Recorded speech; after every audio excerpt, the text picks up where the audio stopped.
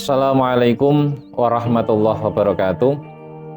Bismillah, alhamdulillah, wassalatu wassalamu ala rasulillah wa ala alihi wa sahbihi wa man tabi'ahudah, amma ba'd. Pemirsa yang dirahmati Allah, pada kesempatan kali ini kita akan membahas sebuah tema tentang manajemen nafsu. Nafsu adalah salah satu dari makhluknya Allah Subhanahu wa Ta'ala, yang tentu jika tidak dikendalikan dengan baik, jika tidak di-manage dengan baik, maka nafsu ini bisa berakibat membahayakan bagi manusia. Oleh karenanya penting sekali bagaimana kita harus mampu untuk mengendalikan nafsu, jangan sebaliknya. Artinya jangan sampai kita itu justru yang dikendalikan oleh nafsu. Nafsu adalah satu kecenderungan jiwa yang selaras dengan keinginan, dimana kalau kita melihat di dalam Al-Quran ada 3 karakteristik nafsu. Ada yang disebut dengan nafsul ammarah, ada yang disebut dengan nafsul lawamah, ada yang disebut dengan nafsul mutmainnah. Dari ketiga jenis nafsu ini, maka yang paling baik adalah nafsul mutmainnah. Nah, kemudian bagaimana kita bisa mengendalikan nafsu itu?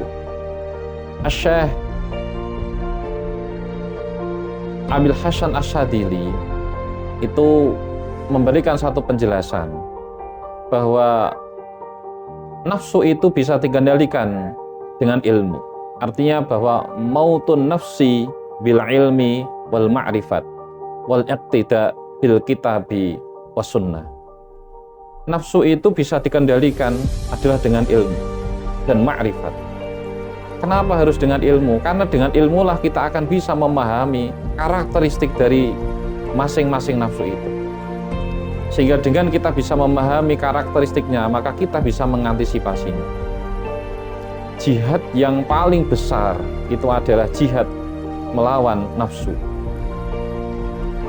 Kanjeng Nabi Shallallahu Alaihi Wasallam pernah menyampaikan dalam satu riwayat bahwa kita kembali dari jihad yang kecil menuju kepada jihad yang besar. Lalu ditanyakan, apa jihad besar itu ya Rasulullah? Maka kemudian dijawab oleh Rasulullah, jihad besar itu adalah jihadun nafs, jihad melawan nafsu. Awal penciptaan nafsu, ketika nafsu diciptakan, nafsu ini termasuk jenis makhluk yang tidak bisa langsung taat. Sehingga ketika Allah menciptakan nafsu, kemudian Allah memanggilnya, maka nafsu itu tidak pernah mau. Dan ketika nafsu itu menghadap pada Allah dan ditanya, man anta wa man ana, hai nafsu, siapakah kamu dan siapakah saya? Maka nafsu dengan sombong dia menjawab, saya adalah saya, engkau adalah engkau. Maka kemudian Allah Subhanahu wa Ta'ala menghukum nafsu itu, mengadabnya dengan memasukkan kepada nar jahanam selama 100 tahun.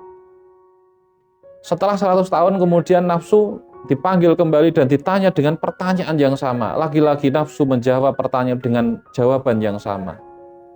Kemudian akhirnya Allah memasukkan nafsu kepada narju atau neraka kelaparan selama 100 tahun. Barulah kemudian setelah selesai menjalani hukuman 100 tahun, nafsu dipanggil kembali, baru nafsu bisa menjawab bahwa Allah itu adalah Tuhannya dan dia adalah sebagai hambanya Allah.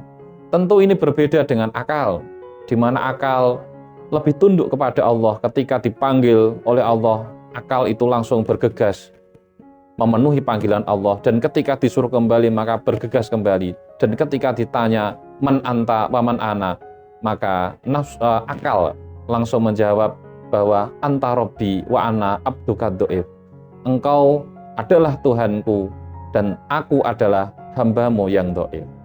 Sehingga Allah mengatakan bahwa aku tidak menciptakan makhluk yang lebih mulia daripada kamu. Inilah perbedaan nafsu dengan akal. Akal lebih cenderung tunduk, sementara nafsu itu lebih cenderung tidak mau tunduk. maka nafsu ini harus dikendalikan. Tanpa dikendalikan, maka nafsu akan mengendalikan manusia. Caranya adalah sebagaimana tadi, satu resep yang disampaikan oleh Syekh Abil Hasan Asyadzili, yakni cara mengendalikan nafsu adalah harus dengan ilmu ma'rifat dan mengikuti apa yang ada atau tuntunan yang ada dalam Al-Quran dan hadis. Dan salah satu yang penting, paling mudah dalam kita mengendalikan nafsu, agar kita menang melawan nafsu, adalah dengan cara berlapar diri. Karena dengan berlapar diri, menahan rasa lapar, ini adalah satu cara bagaimana agar kita bisa mengendalikan nafsu. Demikian keterangan sedikit yang bisa kami sampaikan. Semoga ini bisa memberikan manfaat. Wallahul muwaffiq ila aqwamit thoriq. Assalamualaikum warahmatullahi wabarakatuh.